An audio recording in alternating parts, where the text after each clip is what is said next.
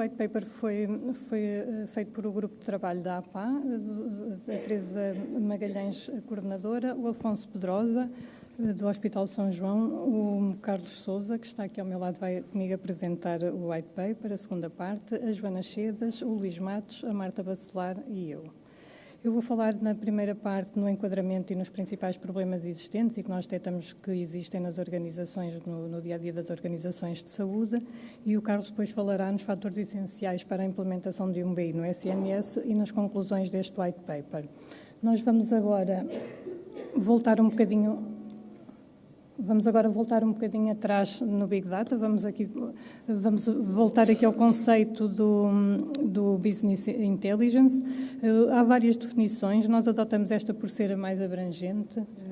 Temos então este conceito, esta definição que nós entendemos ser uma definição abrangente e o Business Intelligence pode então ser definido como um conjunto de metodologias, processos e ferramentas analíticas usadas pelas organizações para recolher, armazenar e analisar dados que permitem decisões informadas numa variedade de contextos organizacionais. Se olharmos para a parte de baixo, peço desculpa, carreguei no botão errado. Se olharmos para a parte de baixo, podemos ver que Business Intelligence não é apenas tecnologia, é também decisão organizacional e analítica, permite uma melhor gestão da informação e do conhecimento, permite tomar decisões de fluxo e de processo e, para além disso, é necessária interação humana sempre que falamos em Business Intelligence, em BIs.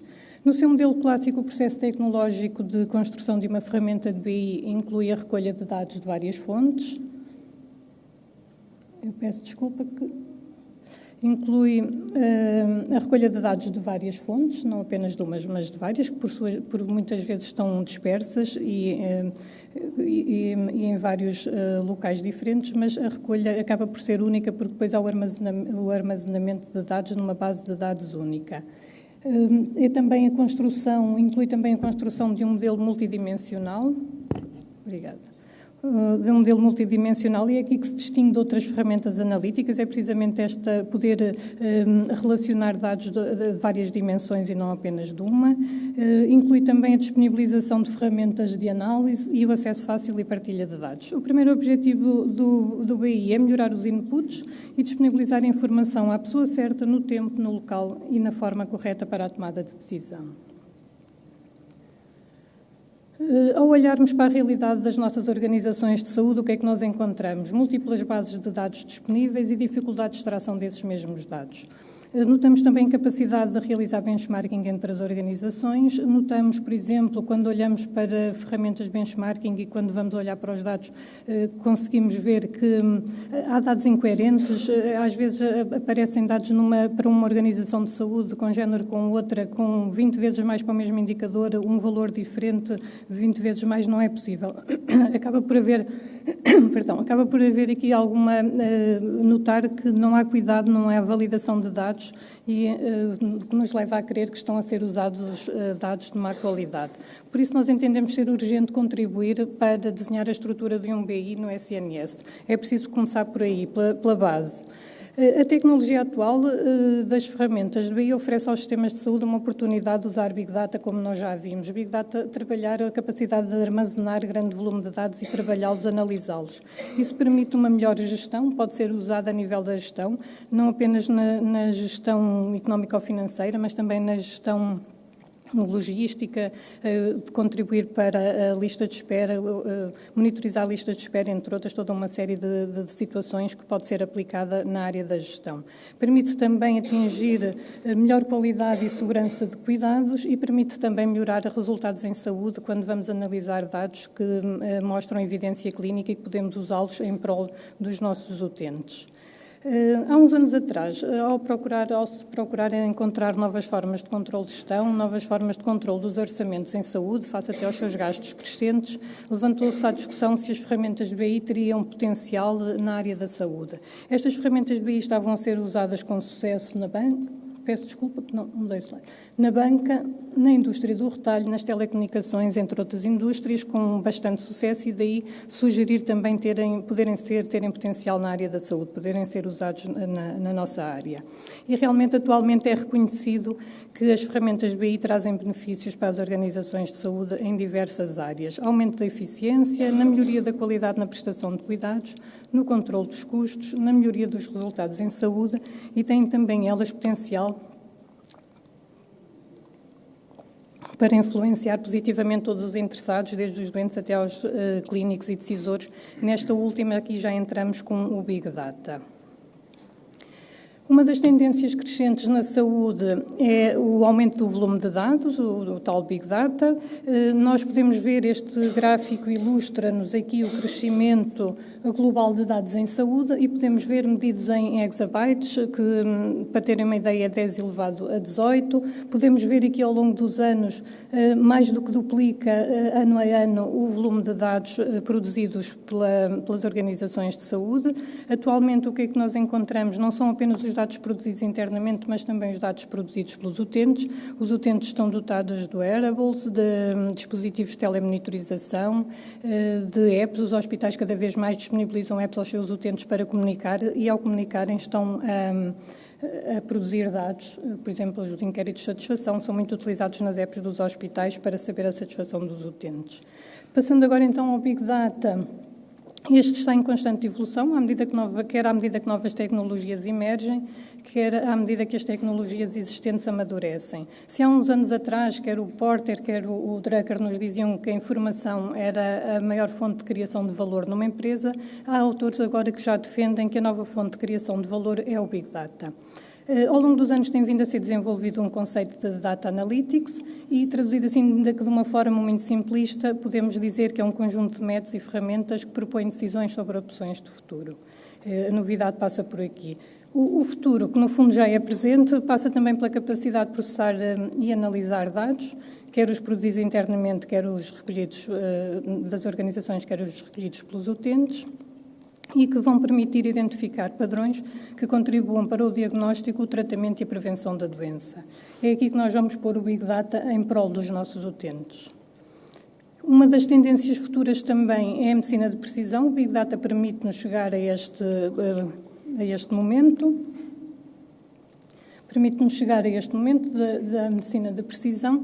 Nesta fase, o que é que vai acontecer? Nós vamos deixar de ter aquilo que temos atualmente, que é um protocolo único para todo de tratamento para todos os doentes, e vamos passar a ter a medicina personalizada, vamos passar a ter uma história médica única, em que cada doente vai ter o seu próprio tratamento, um tratamento específico. Mas o que é que nos traz aqui hoje? É um BI no Serviço Nacional de Saúde. Para chegar aqui, a este ponto da medicina personalizada, temos que criar as bases, que ainda não temos. E é este o caminho que temos que fazer, partir e deixar aqui à discussão hoje o que é que o SNS precisa, e, no fundo, para chegarmos a este ponto. Ao fazermos este trabalho, fizemos um levantamento de modelos de avaliação de maturidade da adoção das ferramentas analíticas, para ver como é que estavam situados os nossos hospitais, e o que é que podemos ver. Este é um modelo que nós adotamos. Existem uns quantos modelos, são todos eles recentes, só encontramos um anterior a 2006, todos os outros são posteriores a essa data, e este aqui é do Healthcare Information and Management System Society. Foi validado o ano passado, tem apenas há um ano atrás, em fevereiro de 2018, pela Duke University da Carolina do Norte. Este modelo de avaliação, peço só para...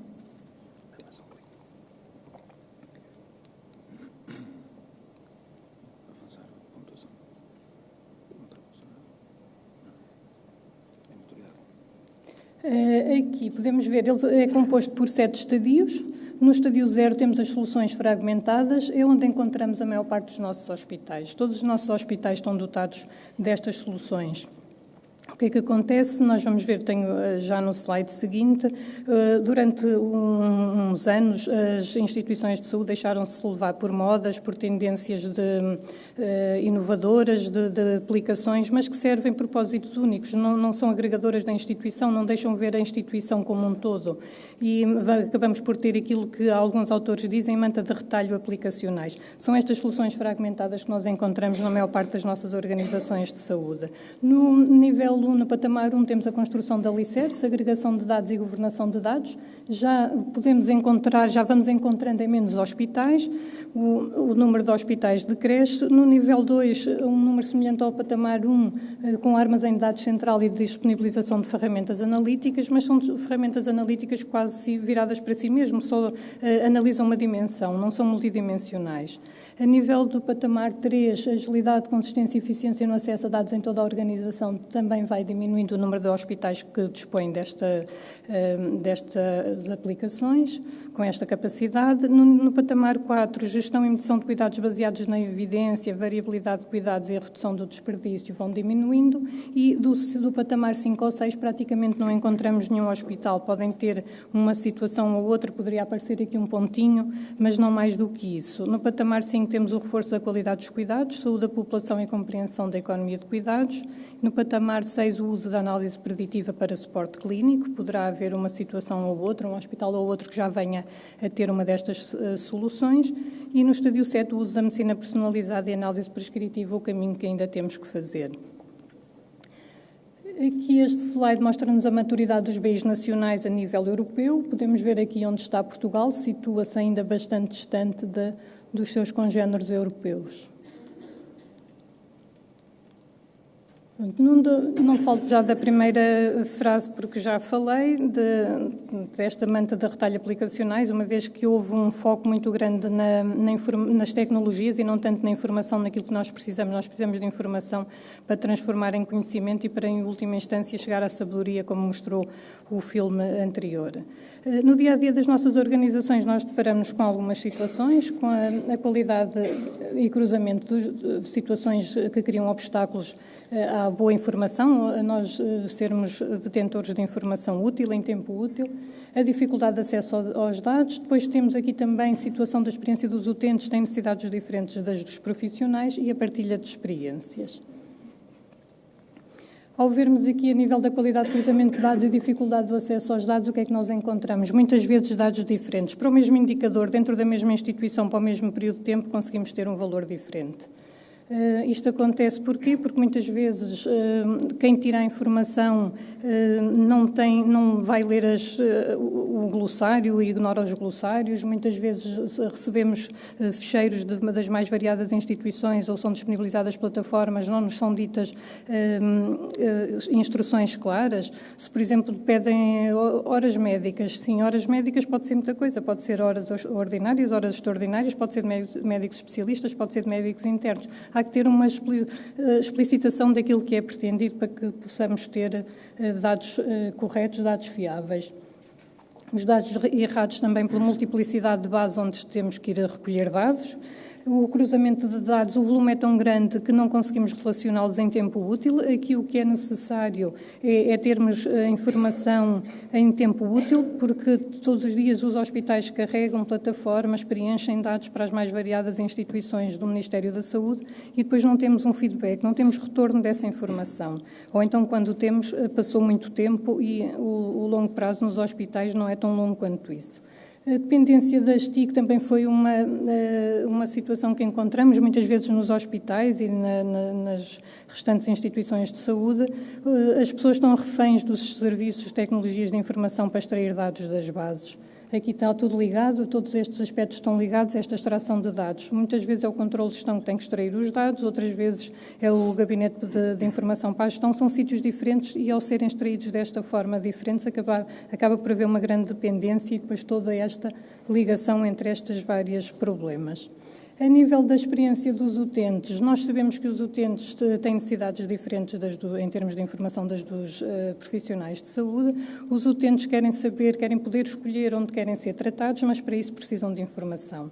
Precisam de que lhes seja, de acederem a um site e de terem em tempo útil dados de acesso, quanto tempo é que eu demoro a ser tratado nesta instituição face a outra e quais os resultados dessa instituição para poder tomar decisões porque têm direito a isso. Já os profissionais de saúde têm necessidade de informação para a investigação, se houver um BI que lhes dê informação de infecção hospitalar em tempo útil, eles podem mudar os seus comportamentos, podem mudar a atuação no seu dia-a-dia. Se não tiverem essa informação, será mais difícil andarmos de boca a boca todos os dias, lavem as mãos, não é a solução.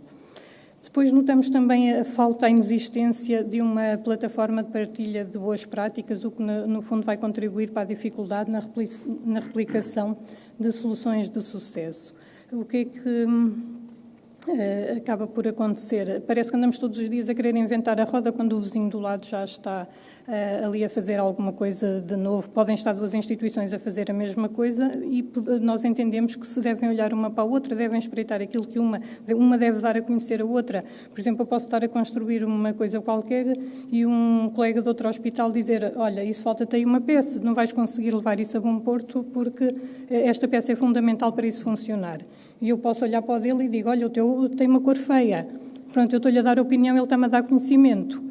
E só assim é que nós podemos construir coisas em comum e partilhar estas boas práticas. Entendemos também ser necessária a criação de um mecanismo comum de comunicação entre os vários profissionais de saúde, ter tipo fóruns de discussão, ter alguém, mas centralmente ter alguém que nos diga, que em qualquer momento do tempo nos possa dizer olhe que não, e nós podermos fazer as coisas partilhando, comunicando e trocar as experiências que acabei de falar. E julgo que só assim, julgamos nós que fizemos este trabalho, que a partilha de experiências e soluções pode contribuir para um SNS mais eficiente e equitativo. Eu vou agora passar a palavra ao Carlos, que vai falar sobre a segunda parte do nosso white paper, nomeadamente os desafios para a implementação na saúde, a proposta de um BI nacional, o desenvolvimento de um BI local e a integração da informação. Obrigada. Viva. Obrigado.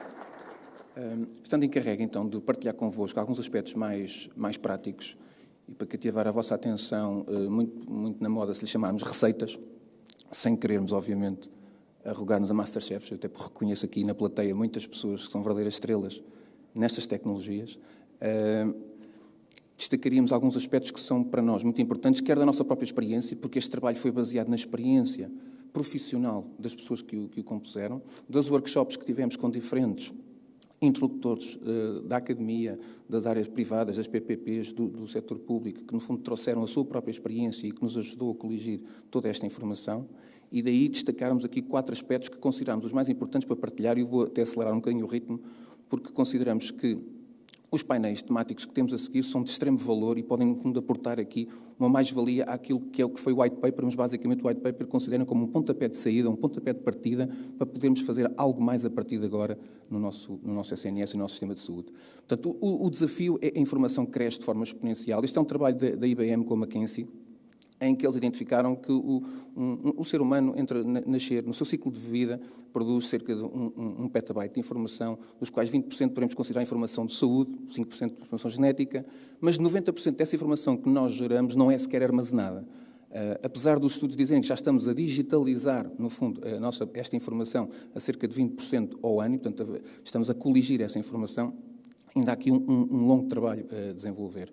Depois vamos avançar para um repto, um lançamento, uma proposta para um BI nacional e o que é que isso poderia significar, e lançamos já o repto a que nos painéis temáticos este tema possa ser partilhado e discutido pelos diferentes intervenientes da nossa sociedade. E depois também algum aspecto mais técnico, mas que eu vou acelerar nesse aspecto. Os grandes desafios que nós encontramos têm muito a ver quando queremos implementar um BI e temos, de facto, uma dificuldade de o levar a cabo. Ou porque, do lado da administração, ainda não foi identificado do board o valor associado a ele, ou porque, muitas vezes, reconhecido o valor, não se leva em consideração o impacto cultural que tem a mudança do próprio paradigma pelo facto da relação de poderes no acesso à informação, são aspectos importantes. Quando muitas vezes, existe um termo técnico da documentação da literatura, que é o My Baby Syndrome, se eu já estou a trabalhar com o Excel, se eu já estou a trabalhar com uma tecnologia dos anos do início do século, porque é que eu vou mudar, não é? E muitas vezes há aqui uma dificuldade quando queremos implementar novas soluções, de fazer passar para a organização a mais-valia associada a este tipo de tecnologia.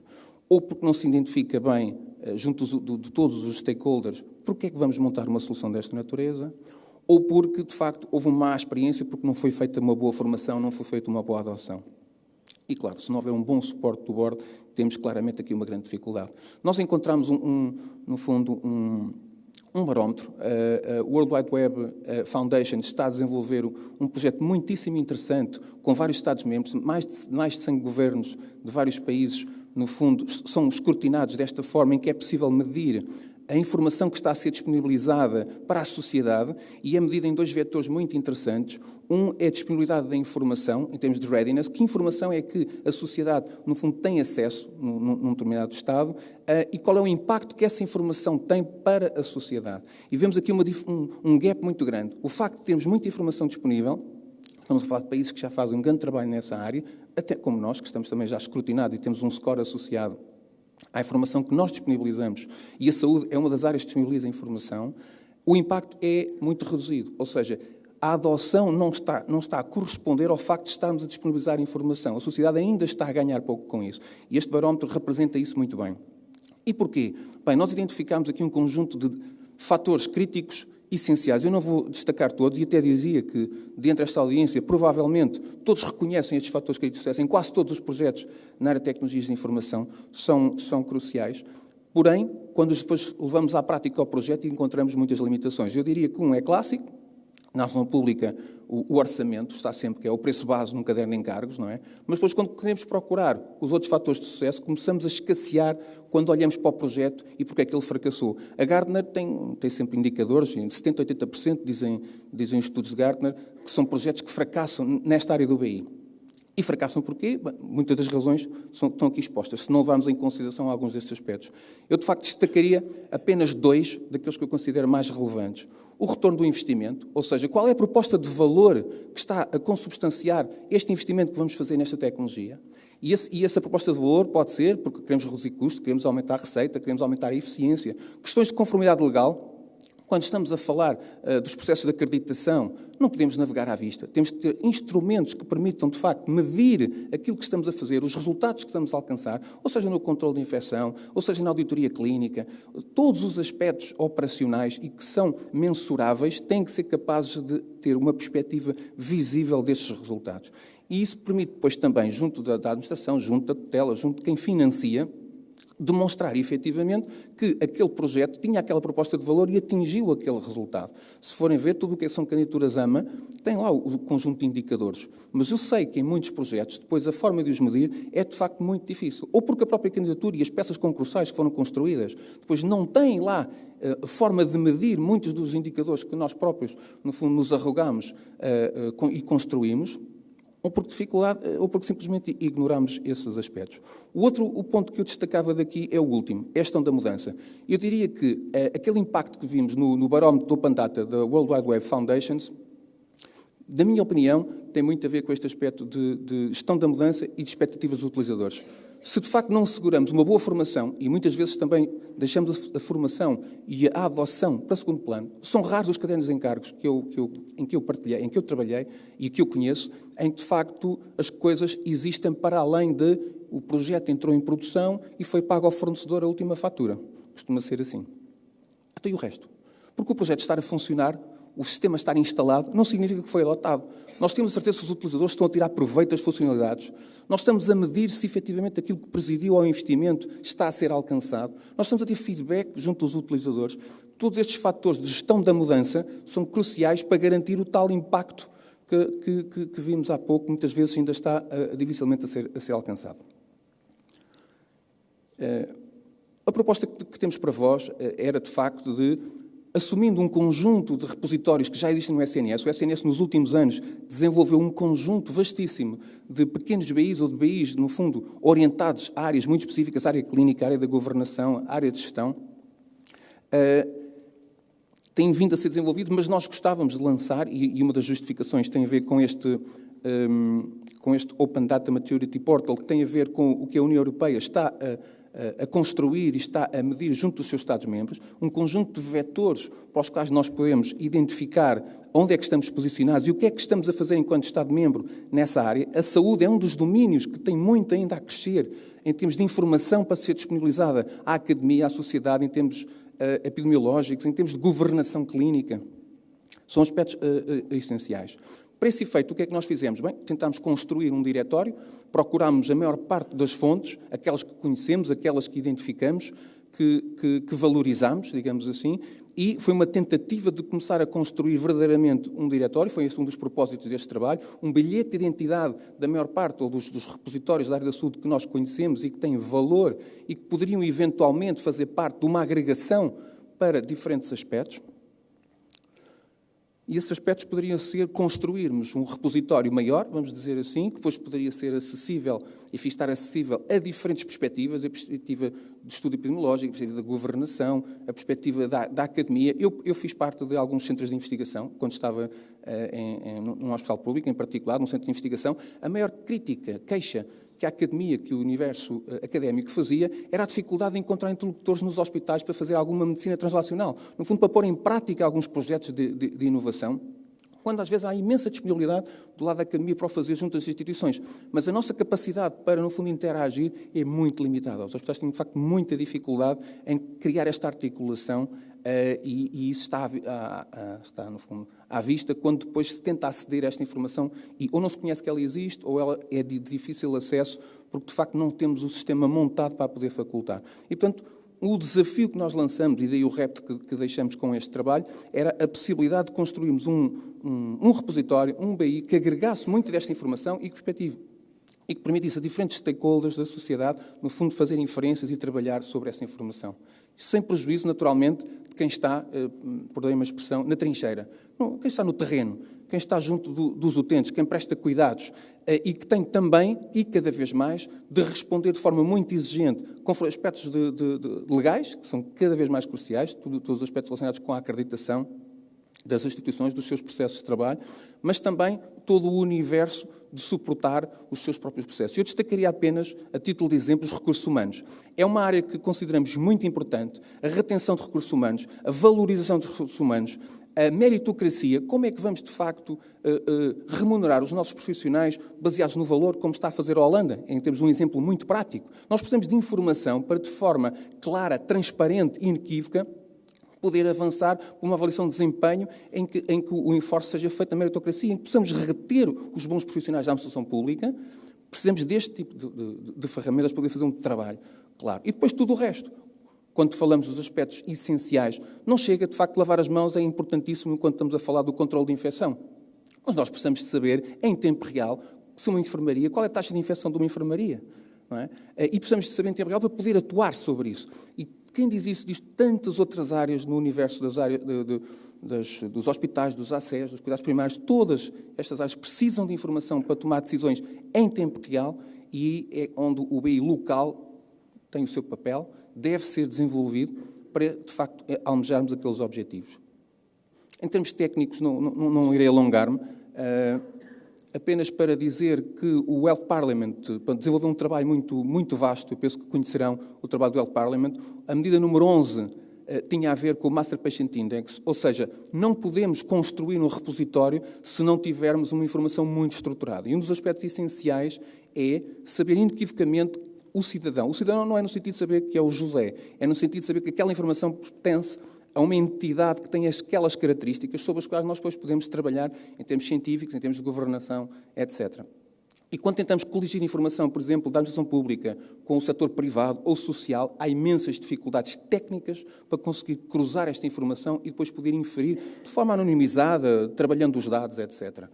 Outro aspecto importante e que muitas vezes temos pouco cuidado com ele, embora as acreditações clínicas, Joint Commissions e outros comecem a trabalhar muito sobre isso, é a estrutura de dados da informação. Tem que estar normalizada. Temos de ter semântica. Nós não podemos ter um enfermeiro, uma equipa médica, uma equipa de enfermagem a registrar informação associada a um parto e registarmos conceitos diferentes, não é? Não é possível. Nós temos que, de facto, ter informação muito estruturada, muito trabalhada, usar as normas, usar o CEPARA se estamos a falar de alergias, usar a CIP se estamos a falar dos registros de enfermagem, usar o ICD se estamos a falar dos diagnósticos. Eu lembro de um responsável de um grupo europeu, de um grupo de saúde na Suíça, onde money was not the problem, dizia ele, mas eles não tinham os ICDs registados de forma estruturada. Portanto, os diagnósticos das notas de alta eram texto livre, na Suíça.